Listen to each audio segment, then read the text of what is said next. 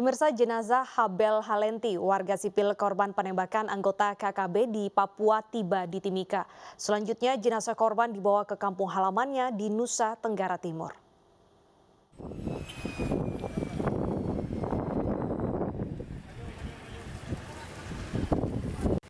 Jenazah Habel Halenti, warga sipil yang ditembak kelompok kriminal bersenjata di Kampung Eromoga, Puncak, Papua, tiba di Timika.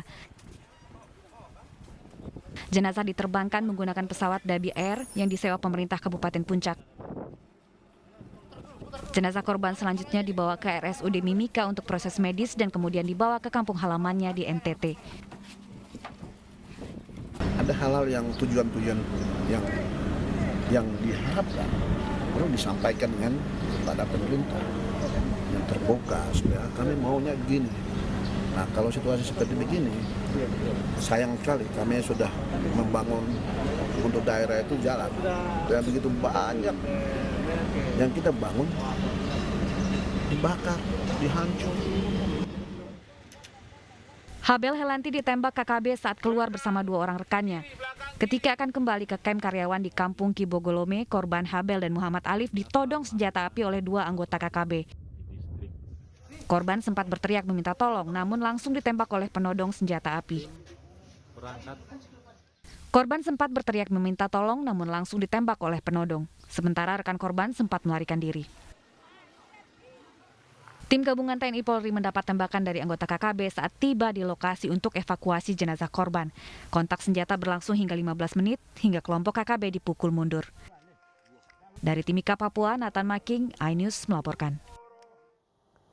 Aceh kembali kedatangan imigran Rohingya. Para imigran dalam kondisi sehat dan ditampung di Pulau Idaman, Aceh Timur.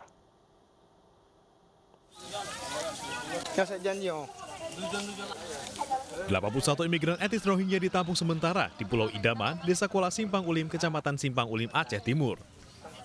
Mereka dalam kondisi sehat dan telah menjalani tes swab antigen yang hasilnya non-reaktif. Untuk menjaga protokol kesehatan, petugas BPBD meminta para imigran menjaga jarak serta kebersihan di tenda tempat mereka tinggal. Untuk pengungsian untuk kegiatan hari ini, yang pertama orang ini pagi kita suruh bersihin tempat mereka pengungsian, habis itu kita suruh masak untuk makan paginya, habis itu kita suruh bersihin lah dalamnya biar bersih.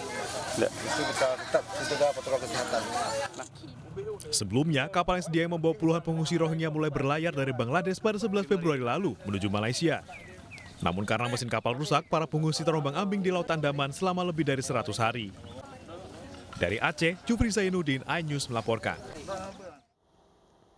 Pemirsa, rancangan KUHP penghinaan presiden dan wakil presiden di media sosial disosialisasikan Kemenkumham. Pelaku penghinaan di medsos terancam penjara 4,5 tahun dan denda Rp200 juta.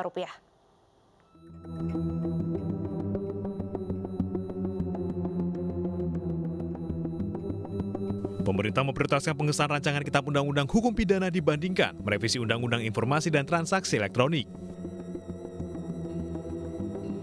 Terdapat beberapa pasal pidana dalam Undang-Undang ITE yang masuk dalam RKUHP, sehingga jika disahkan, maka tidak perlu ada revisi Undang-Undang ITE. Draft RKUHP terbaru membuka kemungkinan menjerat seseorang yang menyerang harkat serta martabat presiden dan wakil presiden melalui media sosial dengan pidana penjara 4,5 tahun atau denda Rp200 juta.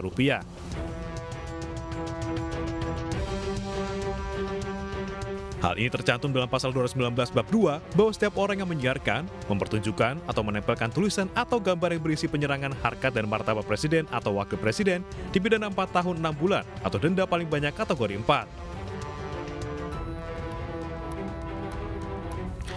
Sejak Mei 2021, Kemenkumham menyosialisasikan RKUHP di 12 kota, antara lain Semarang, Medan, Yogyakarta, Denpasar, Surabaya, Jakarta, dan beberapa kota lainnya.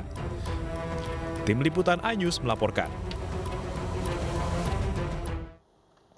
Ya pemirsa, munculnya pasal penghinaan presiden saat sosialisasi RKUHP ini menimbulkan pertanyaan terkait dampak positif dan negatifnya.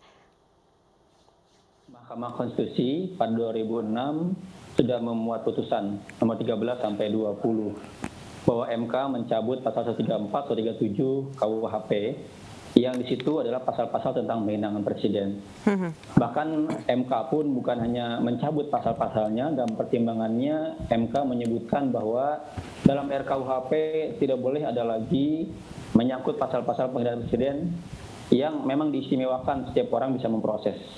Terus bagaimana kalau ada penghinaan terhadap presiden? Ya bisa. Seorang sebagai presiden, sebagai personal, sebagai individu, dia membuat laporan polisi. Tidak kemudian setiap orang bisa melaporkan mengatasnamakan presiden, nggak seperti itu. Jadi saran kami, hormatilah putusan MK sebagai putusan yang sudah sangat maju, memperbaiki kesalahan puluhan tahun Indonesia, di mana ketika ada pasal ini, banyak orang-orang melakukan kritik, tapi kemudian ditangkap. Jadi alat pembungkam terhadap suara-suara kritik dari masyarakat. Saya melihat konteks ini yang perlu kita lihat jauh ke depan, bukan pada saat ini saja. Kita tidak bisa melihat misalnya persoalan-persoalan hari ini yang digarisbawahi dalam pasal-pasal KUHP, terutama tentang masalah penghinaan presiden di media sosial ini, ya, karena metode ini, kecanggihan teknologi ini kan ada sebuah keniscayaan. Hari ini pada saat 10 tahun yang lalu pembahasan KUHP ini mungkin tidak terpikirkan begitu masifnya perkembangan teknologi dan dunia media sosial. Kita juga nggak bisa prediksi sampai 10 tahun, 25 tahun ke depan bagaimana perkembangan teknologi. Nah, saya pikir perlu diatur. Bukan artinya kita setback ke belakang dengan hasil putusan MK. Iya, ya, itu dia, Bang Irfan. Ya, itu yang saya katakan. Bisa jadi memang kan hukum itu statis, ya, perkembangan perilaku seseorang itu sangat dinamis dan kejahatan itu sangat dinamis. Tidak mungkin suatu aturan itu bisa mencapai sebuah perbuatan kejahatan.